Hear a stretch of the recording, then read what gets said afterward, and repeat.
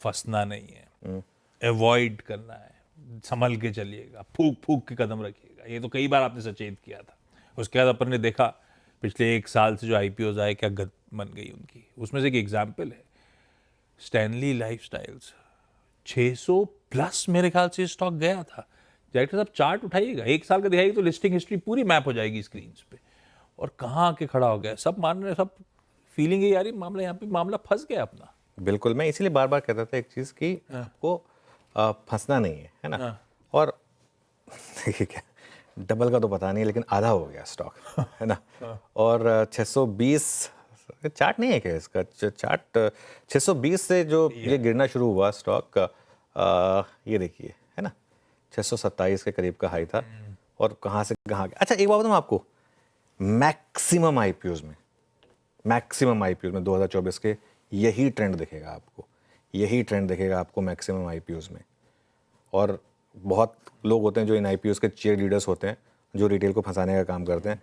अगर आप forget about, चलिए 627 का हाई था, आईपीओ इन्वेस्टर की बात कर लेते हैं, 100 टाइम सब्सक्राइब वाला आईपीओ इन्वेस्टर 28% नीचे, 369 का आईपीओ प्राइस था।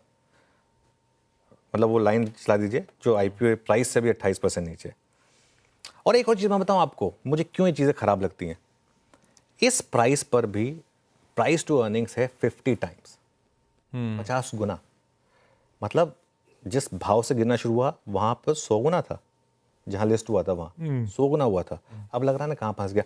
अब आपको समझ में आता है मैं क्यों लगातार, जितने 2024 में आईपीओ आए थे बहुत सिलेक्टिव हुआ था मैं। एक आदमी किसी मैंने पॉजिटिव बोला होगा, अदरवाइज क्यों मेरा व्यू यही था कि ये ज़्यादातर जो आईपीओ आए ना, और इनमें से अब एक चीज़ बताऊँ मैं आपको, इनमें से कई आईपीओ, शायद स्टैनली भी उनमें से एक होगा, कभी नहीं जाएंगे उस प्राइस पर। अच्छा क्या होता है ना, अब हम क्यों नहीं रिविजिट करते इन सबको। ड्रीम फोक्स एक और एग्जांपल है, वारी एनर्जीज एक और एग्जांपल है। अब हम क्यों नहीं इनको रिविजिट करते। ये हम सिर्फ तब क्यों बात करते हैं जब वो आईपीओ की लिस्टिंग हो रही होती है, जब मर्चेंट बैंकर्स उसको एडवर्टाइज कर रहे होते हैं, या जब वो रोड शोज चल रहे होते हैं। हम इनकी बातें सिर्फ तभी क्यों करते हैं। हम आज क्यों नहीं बात कर रहे हैं इन आईपीओज की।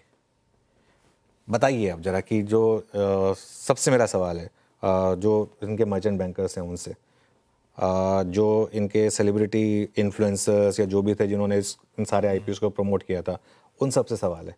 अब आप बताइए आकर कि हमने कहा था कि इनमें बाय करिए, एसआईपी करिए, डबल हो जाएगा, ये हो जाएगा, वो हो जाएगा।